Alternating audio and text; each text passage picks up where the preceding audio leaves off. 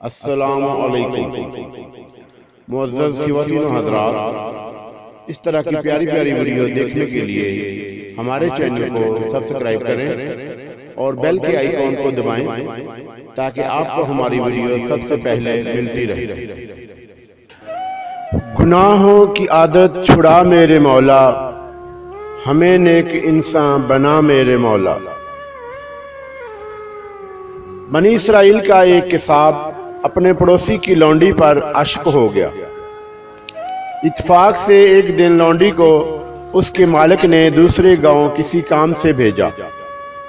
کساب کو موقع مل گیا اور وہ بھی اس لونڈی کے پیچھے ہو لیا۔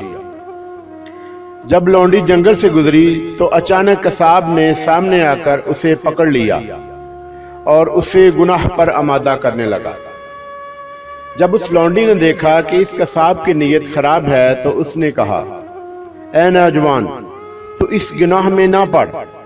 حقیقت یہ ہے کہ جتنا تو مجھ سے محبت کرتا ہے اس سے کہیں زیادہ میں تیری محبت میں گرفتار ہوں، لیکن مجھے اپنے مال کے حقیقی اللہ عز و جل کا خوف اس گناہ کے ارتکاب سے روک رہا ہے۔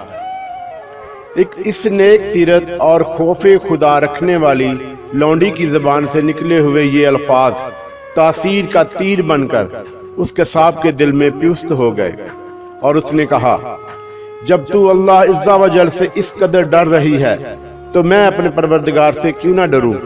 میں بھی تو اسی مالک کا بندہ ہوں، جا تو بے خوف ہو کر چلی جا۔ اتنا کہنے کے بعد اس کساب نے اپنے گناہوں سے سچی توبہ کی اور واپس پلٹ گیا۔ راستے میں اسے شدید پیاس محسوس ہوئی، لیکن اس ویران جنگل میں کہیں پانی کا دور دور تک کوئی نام و نشان نہ تھا۔ قریب تھا کہ گرمی اور پیاس کی شدت سے اس کا دم نکل جاتا۔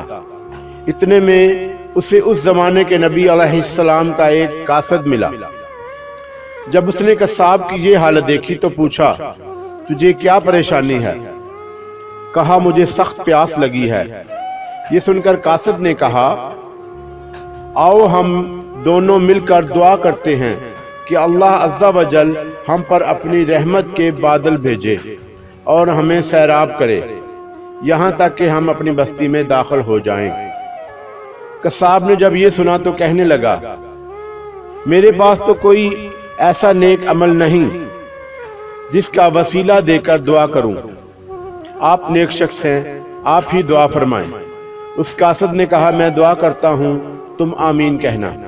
پھر قاصد نے دعا مانگنا شروع کی اور وہ کساب آمین کہتا رہا۔ تھوڑی ہی دیر میں بادل کے ایک ٹکڑے نے ان دونوں کو ڈھانپ لیا اور وہ بادل کا یہ ٹکڑا ان کے سر پر سایہ فگن ہو کر ان کے ساتھ ساتھ چلتا رہا۔ جب وہ دونوں بستی میں پہنچے تو کساب اپنے گھر کی جانب روانہ ہوا اور وہ قاصد اپنی منزل کی طرف جانے لگا۔ بادل بھی کساب کے ساتھ ساتھ رہا۔